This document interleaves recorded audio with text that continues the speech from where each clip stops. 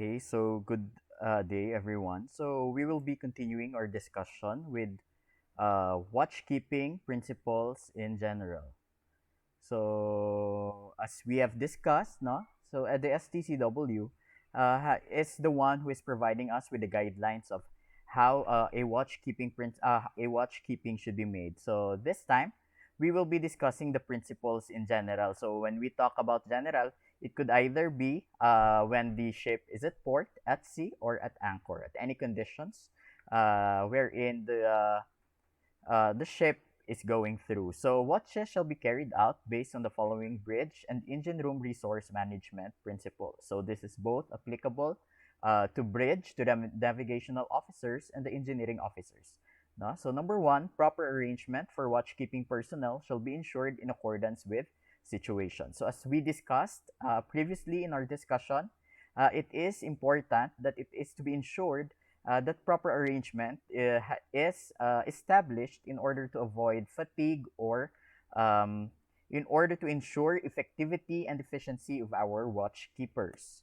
Number two, any limitation in qualification of fitness or of individual shall be taken into account when deploying a watchkeeping personnel. So you always have to put in mind when you are the one who is doing the or who is making the watch schedule like what I have assigned you, you have to look into the qualifications and fitness of your personnel. So if you think that that person is not qualified to take over a watch or to handle a watch keeping job, so you have to make other arrangements to ensure that the watch keeping will not be disrupted. Number three, understanding of watchkeeping personnel regarding their individual roles, responsibilities, and team roles shall be established. So it is important no, that you establish the roles of every individual to avoid confusion. At the same time, to ensure that everything would be just go smoothly ang watchkeeping. So if you feel that there is a need for refresher or to refresh the your watchkeeping personnel of their roles and responsibilities, you may do so. No, it is also good that you remind your watchkeeping personnel time by time with their roles. No, and not only their individual roles, no, but their roles in the team. The master or the chief engineer officer and officer in charge of watch shall maintain proper watch, making the most effective use of the resource available, such as information, installation, equipment, and other personnel. So in our case, it's the chief engineer officer and the officer in charge of the watch or the engineer in charge of the watch. Of course, if there is a problem which the master deems that he needs to interfere, then the master may do so. Watchkeeping personnel shall understand the functions and operations of installation and be familiar with handling them. So again, it is important that before you take over a watch or before you receive a watchkeeping job, you have to ensure that you know the function and operation of the installations or equipments, because how would you be able to know if that installation is not working properly if in the first place you are not familiar or you don't know their function and operation. So always put in mind, no, when you are on board the vessel, the first thing you have to do is to familiarize yourself with handling the operations or with handling the installations and equipment, so that you would know as a watchkeeper whether or not there is a problem with it or none. So watchkeeping personnel shall understand information and how to respond to information from each station, installation, and equipment. So it's the same thing, no? It's familiarization and understanding. So hindi lang nga kinahanglan nga you just know. You have to understand, because knowing is different from understanding. So there is a deeper you have to understand kay kinahanglan ta mabalaan kung paano kita mag-respond, no, sa bawat situation nga yatag sa aton. Information from the station's installation shall be appropriately shared by all watchkeeping personnel. So if, for example, you are on watch from 4 to 8, no, you have to turn over the information to the next watchkeeping personnel. Hindi na siya nga para lang sa imo. Kinahanglan mo na siya i-turn over ang information, no? Kay para ang gasalo man sang watch would know what is happening. No, kay kabudlay nga you would put the other watchkeeper on the blind side, and there may be problem which would occur because he lack ang information nga ra siya. So dapat i-share mo na siya nga information. Important informations or relevant informations should always be considered in handling over a watch. Watchkeeping personnel shall maintain an exchange of appropriate communication in any situation. So, important ang communication, no? Para sa inyo nga, when you maintain, no, a relationship, no, kinahanglan nyo communication. So, it's the same thing. Kinahanglan, you have to communicate, no, pag-ara ka na sa barko. Watchkeeping personnel shall notify that the master and chief engineer in watch duties without any hesitation when any doubt as to what action is to be taken in the interest of safety. So once safety na gani ang concern, hindi ka mahuya-huya, no? Hindi mo pagihambal nga kay tungod nga watchkeeping personnel ka or ginsaligan ka, hindi mo na pagihambal kung may doubt ka kay nahadlo ka basi ikaw ang kigan. No.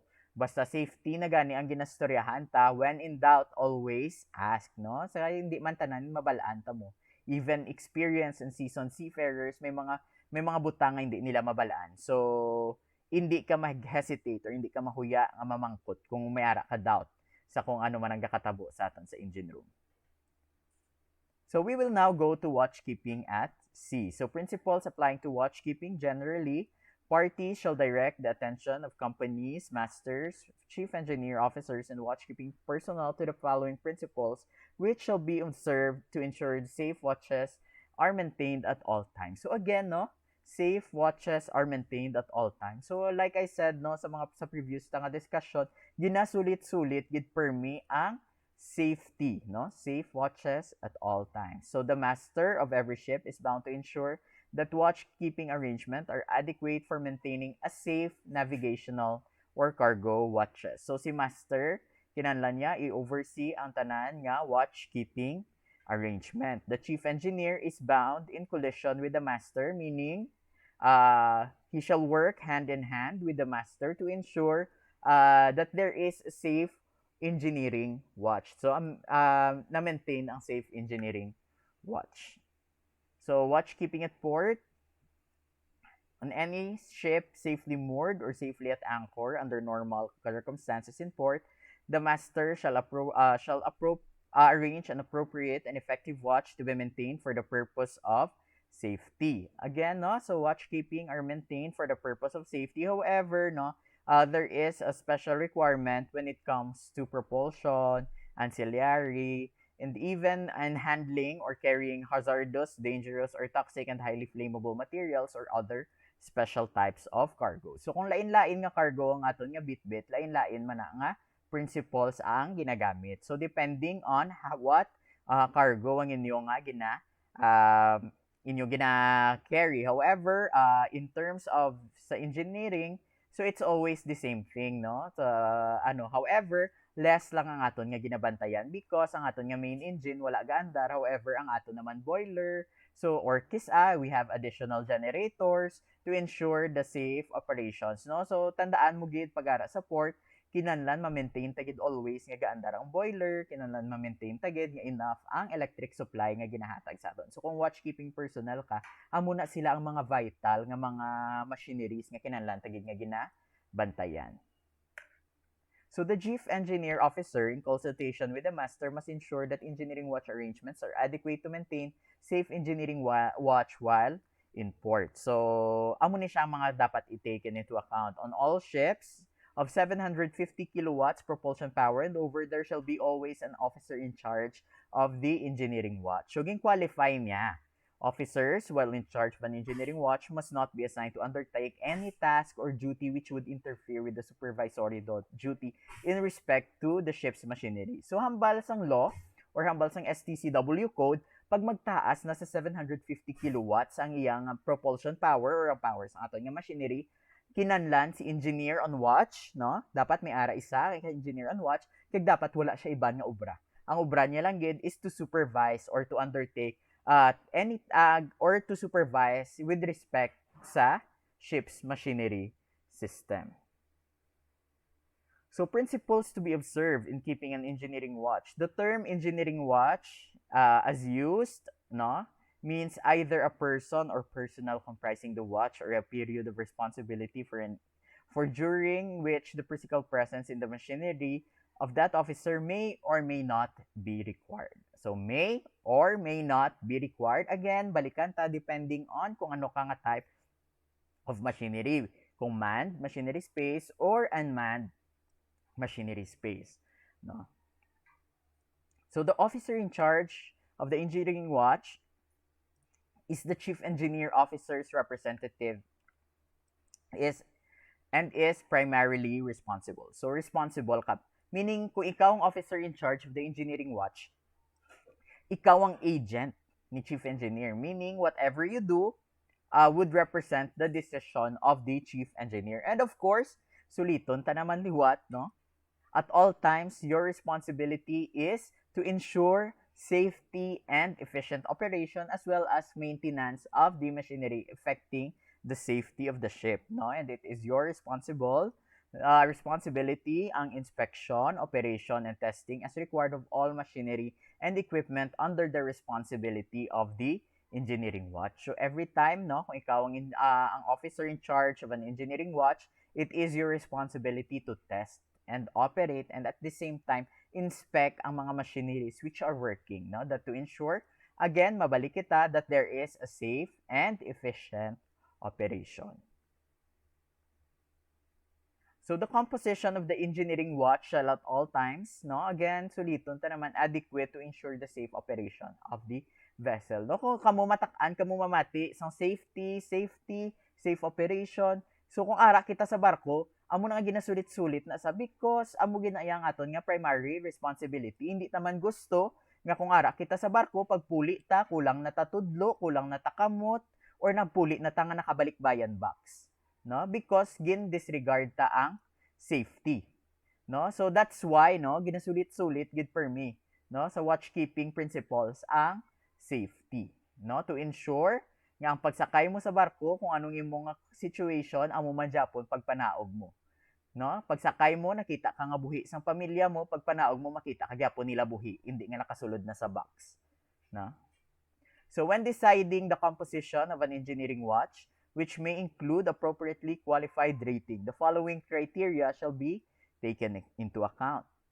Number one, no, amo ni siyang mga criteria to be taken account when determining your watchkeeping arrangement. The type of ship and the type and condition of the machinery. So meaning depende sa type and conditions ng imo machinery, especially, no? Kung medyo guba-gubaon ang imo machinery, so basi kinahanglan mo duwa ka watchkeeper in one watch. Or kinahanglan mo kung hindi man siya gubaon, kung okay ang operation, so kung isa lang okay na. The adequate supervision at all times of machinery affecting the safe operation of the ship. Any special modes dictated by conditions such as weather, ice, contaminated water, shallow water, emergency situation, damage containment, or pollution abatement. So there are times, no, nga ang watchkeeping kinahanglan full force kita digto tanan ara to si chief engineer, second, si third, kag may lain-lain sila nga mga responsibilities, lain-lain nga point of focus at the same time because the condition or there is a condition that dictates it, no, hindi ta na it's beyond our control. Like I said, no, pag-ara kita sa barko, if we are watchkeepers, kinahanglan mangin flexible kita. No, hindi pwede nga dikahon ang aton nga giyo. Or dikahon ang aton nga obra. The qualification and experience of engineering watch, no? Qualification and experience. So for example, first timer nga oiler, ang aton nga upod, so most of the time may ara na siya ginapaupdan na siya sing isa pa ka oiler for 1 week or 2 weeks for familiarization and for training. After that, mabalik na siya. So, ginalantaw man na, no? Ginalantaw ta dapat ang qualification kag experience before kita sang engineering watch. So, kung ikaw man baguhan, don't hesitate, no, to tell your chief engineer or your second engineer or whoever is in charge, no, of making the engineering watch, no, our schedule. Hambalo mo siya, sir, nang it is my first time to be on board or to be an oiler. So, could you please assist me with my watchkeeping because I might miss out something or something like that, no? Of course, no, kinahanglan ta na siya i-practice because no, hindi ta dapat makahuya. Kaya again, balik ta naman sa safety. So the safety of life, ship, cargo, and protection of the environment. So nagbalik naman liwat si safety and environmental protection. The observance of international, national, and local regulations. So basi may mga regulations dira sa national regulation nga gaambal nga dapat duwa or tatlo gid ang watchkeeping or dapat wala watchkeeper kay dapat makapahuway tanan.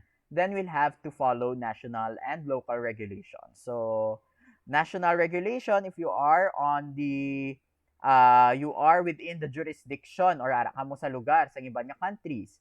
Local, if you are in a locality, let's say amo na nga city, miyara siya. And international, if you are in the open waters, no? Which is being observed by everyone. Maintaining normal operations of the vessels. Okay, if there is a need no to adjust with the watchkeeping para ma-maintain normal operations, then you may do so. So taking over a watch, no, the officer in charge of the engineering watch shall not hand the watch to the relieving officer if there is a reason to believe that the latter is not capable of carrying out the watchkeeping duties effectively, in which case the chief engineer officer shall be notified. Again, no, ginsulit na discuss ko na ni siya on the previous discussion. If you think no that your relieving officer is not capable of carrying a watch, for example, hubog siya or he is under the influence of alcohol, no? Hindi mo gid siya pag i-allow nga ma-take over sang watch. So you have to instruct him nga dre or third sec. Pwede ako na lang danay ma-watch kay do hindi mo gid kaya nang pahuway ka na lang danay ah. And of course, kinahanglan mo i-notify si chief engineer kay para mabalaan niya man ang situation. No, hindi man na dagdag mo siya. It is your, but because it is your responsibility nga i-inform si chief engineer because you are mandated by law to do so. And para hindi man ma-bypass si chief engineer, hindi man makibot si chief engineer, nga lang ikaw da gyapon ang ga-duty ha. Nga dapat si amo naman ang ga-duty. No? So mas kamo na gid ang ka-problema. The relieving officer of the engineering watch will ensure that members of the relieving engineering watch are apparently fully capable of performing their duties effectively. So kung ikaw ang officer, lantawon mo ang mga ratings under say mo kung capable sila of doing the watch or they are capable of performing the watch. Prior to taking over the engineering watch, so amo ning aton nga kinahanglan itandaan kung ikaw ang relieving officer at least of the following: standing orders and special instructions. So magsiling kita standing orders and special instructions, amo ni silang mga instructions ni chief engineer. No, let's say mambal si chief engineer, make sounding of the fuel oil tank and record the same every hour. Di kay wala mo na iyagin turnover sa next nga watch. So wala sila kabalo nga dapat every hour gali ma-sounding sila. Gali iya kay gina-monitor ni chief engineer basi may leaking ang tangke. So nakibot na lang si chief engineer pag ano niya, hala nga wala na diga record. So sinong basulon? Is it ang nag-turnover or is it ang relieving officer? So again, it's both your responsibility. So meaning duwa ka mo ang akigan, hindi lang isa sa inyo ang maakigan. Kaya it is his responsibility to turn it over to you. And it is your responsibility to ask him kung may ara ka standing order. May ara standing order si chief engineer. So always put that in mind. Next, the nature of all work being performed on machinery and system, the persons involved, and potential hazards. So kung ano dang ginaubra, dapat gin-turn over mo man na kung ano na itong ginaubra nila sa dalom. Kaya para hindi man matingalang, nga rin na di sila, ano na ding ubra nila, gano'n na di sila. So kinanlan, ihambal mo gid, no? Nga may ginaubra, dagali sa dalom, dire, iliyog na lang ko da bantay, basi ano, tapos liyog ko ensure nga ang aton nga fire alarm gaandar kay basi gulpi magka-spark or gulpi magka-ano. So that's it. So kinahanglan mo ano. Next, the level and where applicable, the conditions of waters, residues, ballast tanks, stop tanks, reserve tanks, freshwater tanks. So ang mga iniya, mga normal na ni siya nga kinahanglan gina turnover mo gid ang levels. Kay bisan wala ni siya nga gin turnover, dapat pag panaog mo i-check mo gid siya dayon tanan. Okay? No? So don't forget, no? Hindi pwede nga pagpanaog mo nga ma-take over ka sang watch. Kung alas 8 mo duty, alas 8 ka man manaog. No. Dapat manaog ka, advisable, 15 minutes before. no, at least 15 minutes before manaog ka to check that everything is working fine or there is a problem. Kay kung may problem, it's not yet on your watch. But if manaog ka alas 8, then na-turn over niya sa imo kung may problema to sa iya patugali time nag-occur, ikaw ang maiyawan. Kay ikaw ang watchkeeper. Tapos bidugangan pa nga pagpanaog mo alas 8, mga pingapi ka payadanay. Alas 10 ka na yung malibot. Then there's something wrong. No? Kay kung may problema, 10 minutes, every minute matters, no? Kung may problema sa engine room. The conditions and levels of the fuel in the reverse tanks, settling tanks, day tanks, and other fuel storage facilities. Any requirements relating to sanitary system disposals, and of course, no conditions no sa aton electrical distribution system. So meaning no in to encompass it all, no, all necessary informations kinahanglan mo na siya mabalaan basta with regards to normal and efficient operation of the vessel.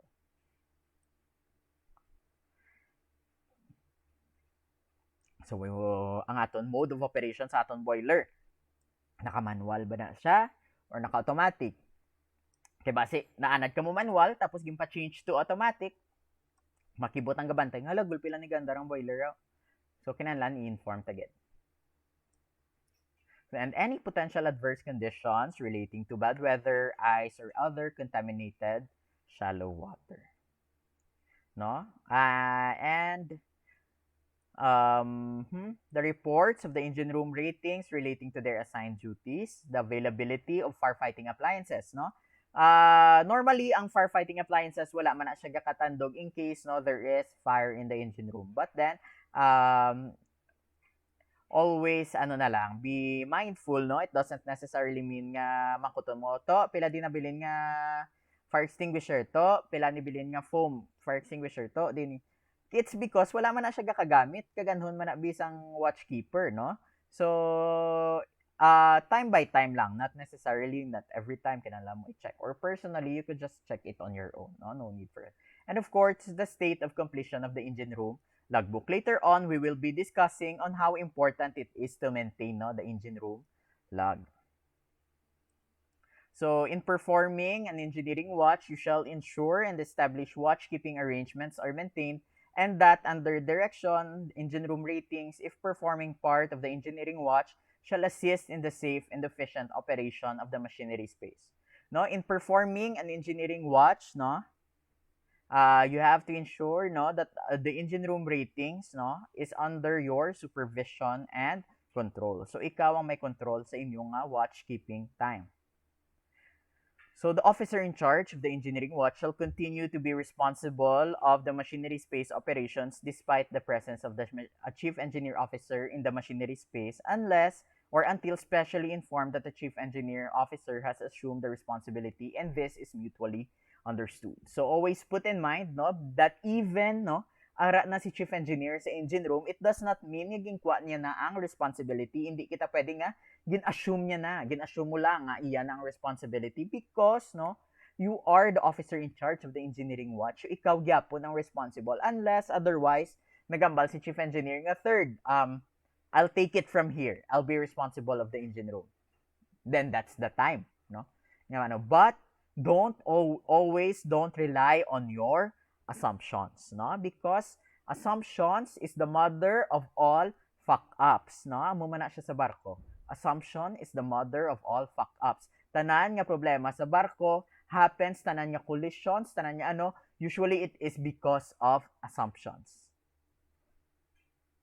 All members of the engineering watch shall be familiar with their assigned watchkeeping duties. In addition, every member shall, with respect to the ship they are serving, have knowledge of. So these are the important points that you need to have knowledge of. The abuse of appropriate internal communication systems. So what are our internal communication systems? So we have radios, we have sound. Familiar ka mo sa sound-powered telephone? So ang sound-powered telephone, amo ni siya ang ginagamit in case of blackouts, no? Hindi ni siya kinahanglan electrical. So usually, mga strategic places ang ning mayara sang sound-powered telephone, no? Ginagamit ni siya kung let's say binag-power interruption, no? So usually mayari si bridge, si local control sa engine room, si engine control room, si emergency generator. So usually ginalibot-libot lang na siya.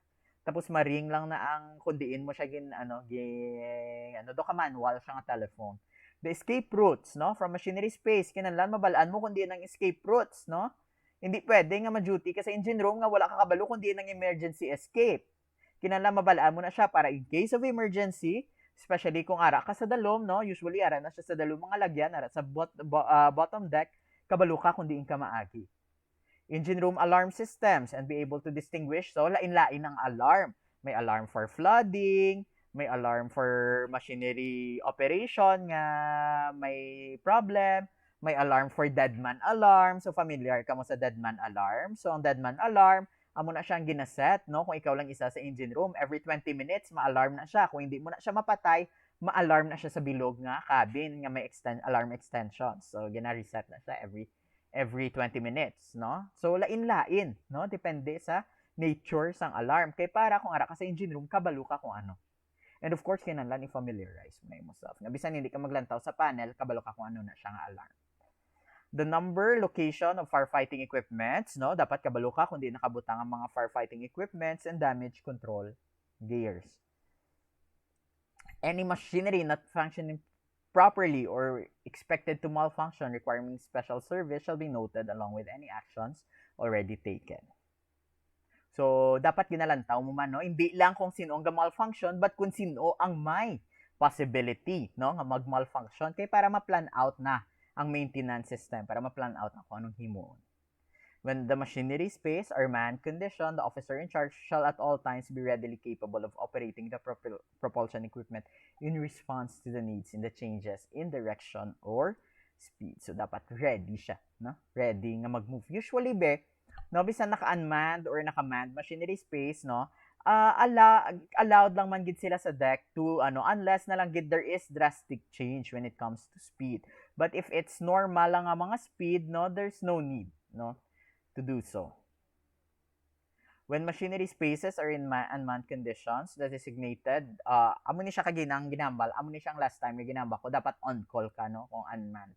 No, like a doctor, kinahanglan, pagtawag, manaog ka dayon sa engine room. No, hindi pwede nga maligo ka pa, hindi pwede nga manghilamos ka pa. You don't have the luxury of time for that. Kinahanglan, pagtawag sa imo, kadto ka gidayon.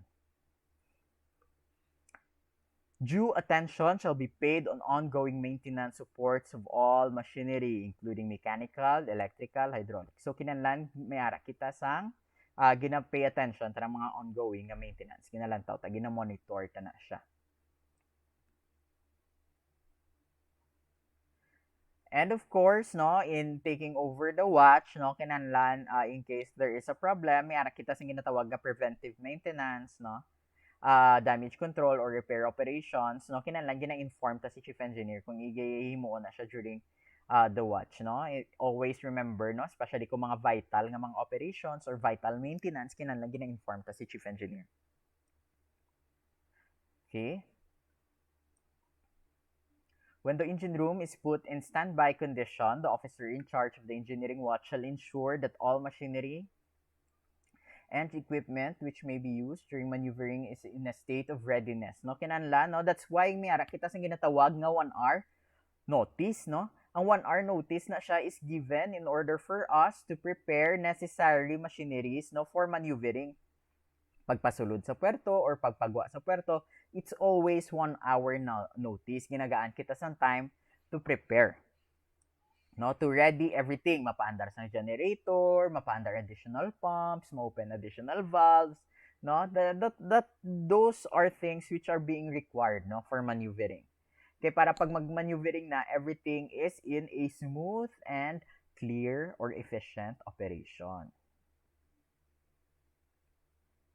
No, and of course, no, you have always to ensure, no, nga wala kasing iban nga responsibilities kung ikaw ang watchkeeping officer, especially nga maka-disrupt or would interfere sa imo duty like what I said a while ago, no. They shall also ensure that adequate rounds of machineries and steering gear spaces are made for the purpose of observing the equipment. So, dapat, no, kinahanglan galibot kagid hindi pwede nga pag kaisa ka lang maglibot on the first hour of your watch and the last hour of your watch, no? Kinahanglan, you have to take rounds, no? You have to take time to make rounds, no? Pag you are in charge of the engineering watch because, no, like I said, every minute matters or every second matters, especially if there is a problem in the engine room. No, of course, kinahanglan mo mag-observe. Again, paano ganing ginagamit na mag-observe? It is our senses. And of course, if there is, no, if there is a problem, you have to make to rectify if kina or if kaya rectify. And of course, you have to record no everything, no? Sa imong lead. Officers in charge of an engineering watch shall direct any other members of the engineering watch to inform them and of potential hazardous conditions which may adversely affect the machinery or jeopardize the safety of life or the ship. So, important, no? Nga, kung may problem sa engine room kinahanglan, ma-inform ka gidayon. No, and always, no, kung ikaw ang if you are the one taking over the watch or you are the one who is making the engineering watch, kinahanglan you have to ensure that before you leave the engine room, no, or you feel that you will be incapable, no, of performing the watch, kinahanglan miyara ikaw sang substitute, no? So don't be shy to call the chief engineer nga, chief, do galay na akong pamatsyag, I need to be substituted or I need to be relieved from my duty. No? So, okay lang na siya. Don't worry, no? Hindi ta pwede ba yan? Especially if we are on a manned engine room or there is a critical condition sa engine room, hindi pwede nga bayaan ta siya unmanned, no? Or wala tao. Kinanlan, kung wala siya nakadesign sa unmanned, kinanlan may tao ginada siya sa dalo. The officer in charge of the engineering watch shall take action necessary resulting from equipment breakdown, fire, flooding.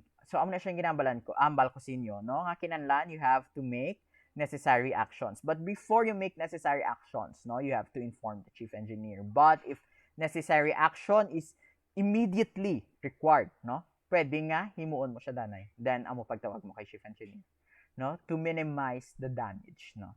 Before going off duty, no, amo na siya, you have to ensure that all events related to the main shall be recorded, no? So tanan nga mga informations necessary, mga parameters, no, kinahanglan na record na siya. The officer in charge of an engineering watch shall cooperate with any engineer in charge of maintenance work during all preventive maintenance, damage control, and repair. This shall include, but not necessarily be limited to, isolating, no, and bypassing machinery to be worked on, adjusting the remaining plant to function adequately and safely during the maintenance period, recording of engine room log or other suitable document, testing and putting into service the repaired machinery or equipment, no? So, imo na siya responsibility nga i-test ang imo nga gin-rectify, no? The officer in charge of the engineering watch shall ensure that any engine room ratings who perform duties are available to assist in manual operation of the machinery in case of automatic equipment failure, no? So, kinahanglan i-ensure tama no nga ang aton nga mga upod ratings forming the engineering watch, no? Kabaluman sila sa mga manual operations, no? Hindi ta pagsulohon, no? And of course, no, you have to train them, no, to be like you, to be officers like you, no, in the future, no? Kaya parang it would not only make yourself or your job easier, no, or lighter, but it would also entail no development sa mga tao nyo, no? So kinahanglan hindi nyo na gina-inyo lang ang nabalaan nyo, gina-share nyo man na sa iba, no? Because no you have to give them also opportunity to develop or opportunity to be promoted man like you or to inspire them to become officers like you in the future, no? This is not a competition, no, but rather we should help each other, no? Both you will have personal gain and of course no the others will also gain from you and you will not be hindi ka malipatan sa imong mga upod.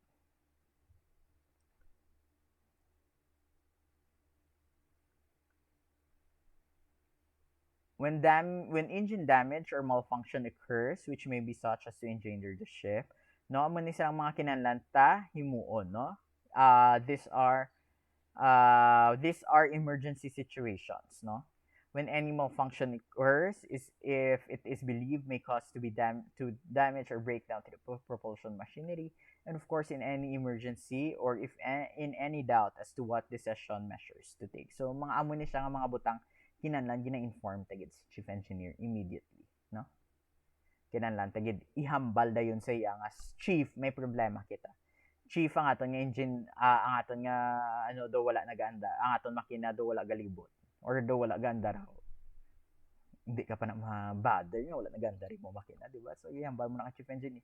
Or chief, ang fuel pump ta do ang aton spare wala gandar tapos ang aton nga ano ga malfunction na how. So basi kinahanglan ta danay maguntat, no? Sa aton ano kay para makatinduan. Or of course, the catch-all phrase in any emergency or if in doubt, no?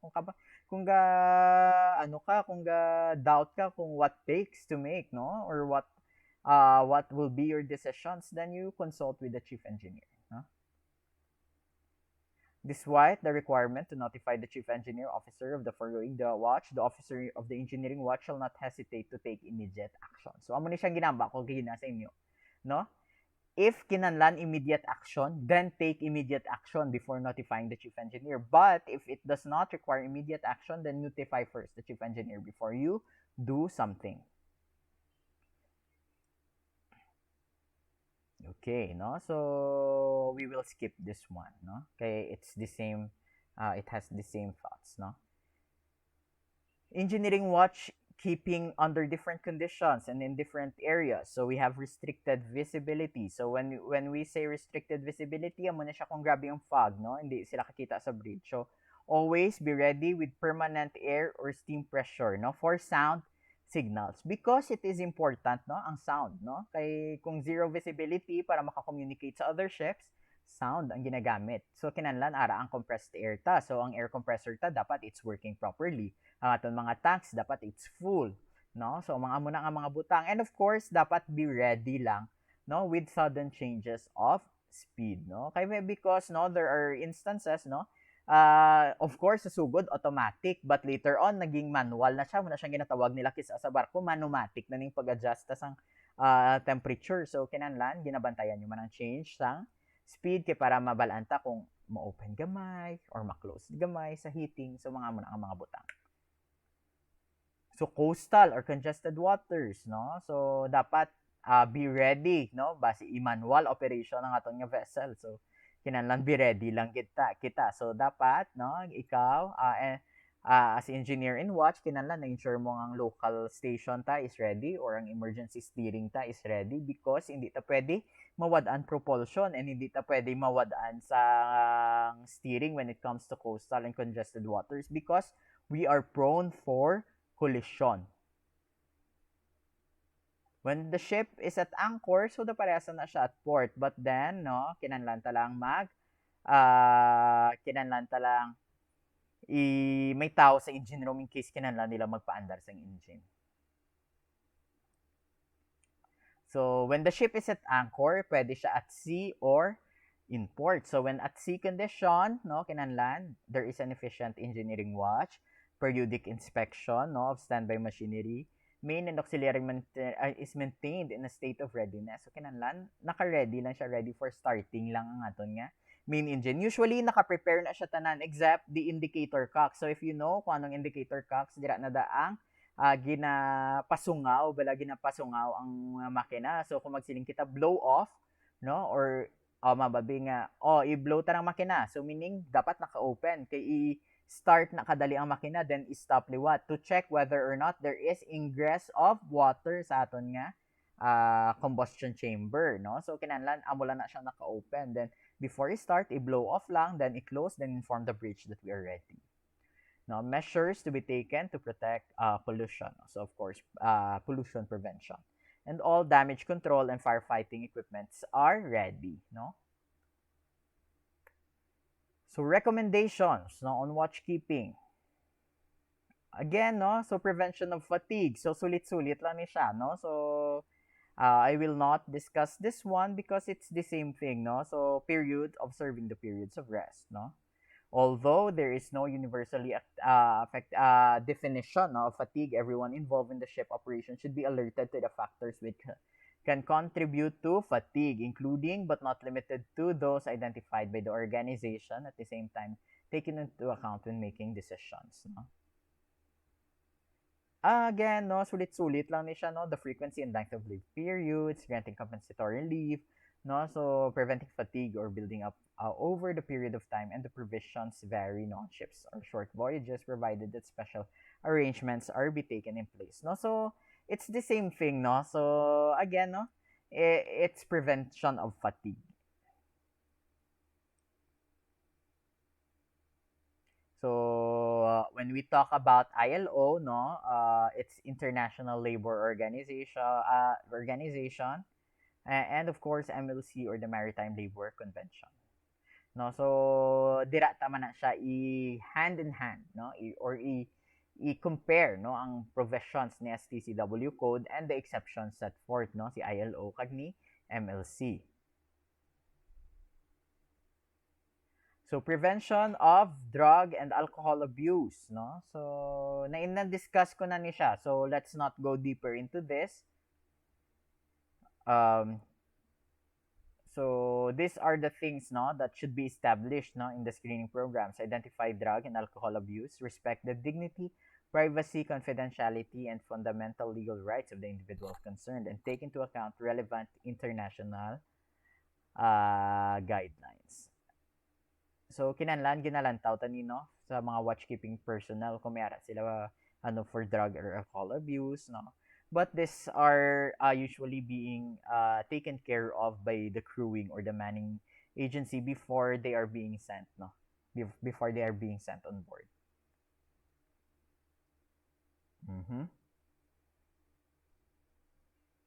Amo na siyang ginamba ko nga dapat may ara kita drug and alcohol prevention policies ng mga companies. So what are the purpose? No, hamba ko kagina kinahanglan gina-maintain tang proper recording pag we are watchkeeper sa aton nga logbook. But for what purpose gid bala? Number one is to give a clearer picture of the working condition in case of accident or emergency occurs. So makita nyo na okay, no? So diri gali nga part amat-amat na siya fluctuate because ang pressure ganubo na, or pressure gulpi-gulpi spike up, or ang temperature medyo fluctuating, lain-lain ang temperature, no? So it gives you a clearer picture.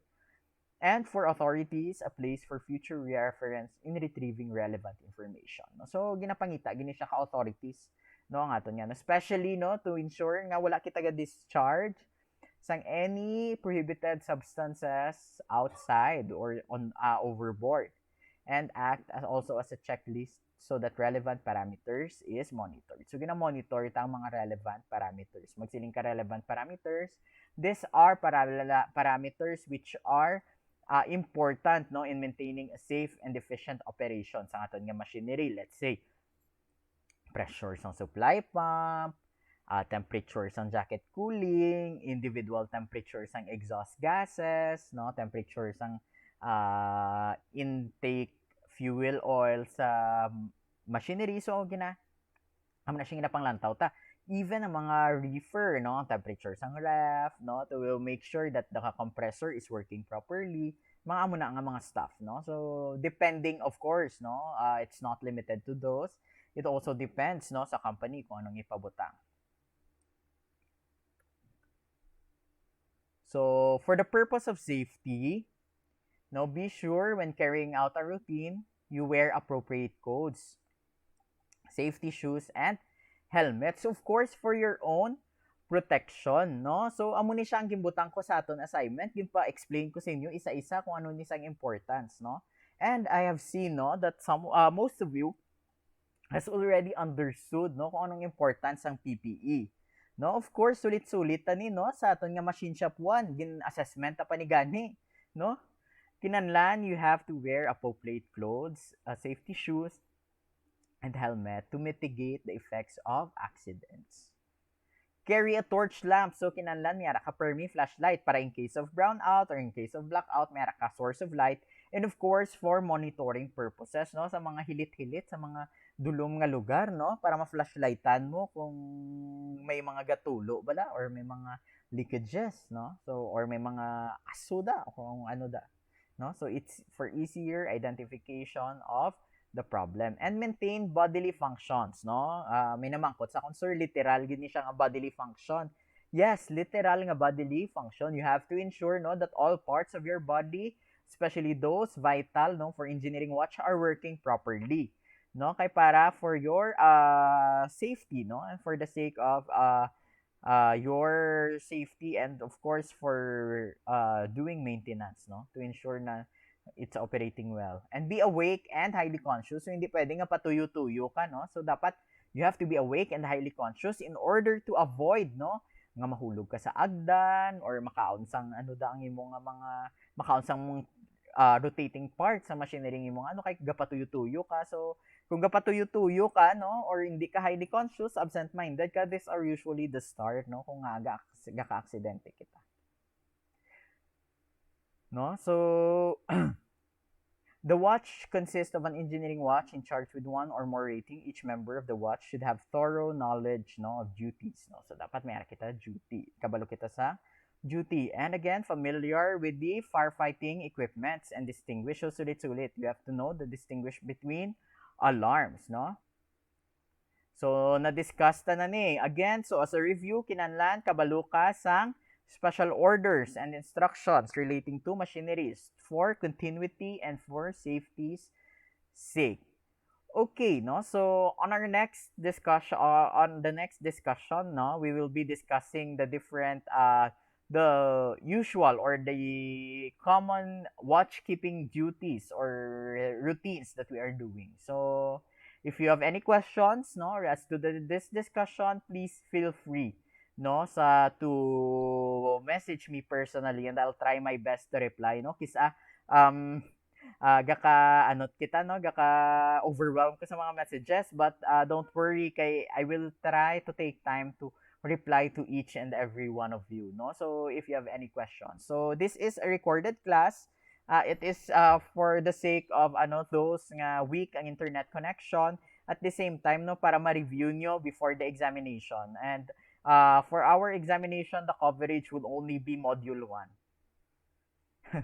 Okay, so halauton ta na lang na for midterm si module 2, module 3, module 4, module the rest of the modules. But for prelim, it will only be module 1. So next week I'll be sending the next part of the discussion, and I'll be sending you the schedule as well of the exam. So that's all, and thank you, and please take time again to read the modules that I have sent you. So thank you and good morning.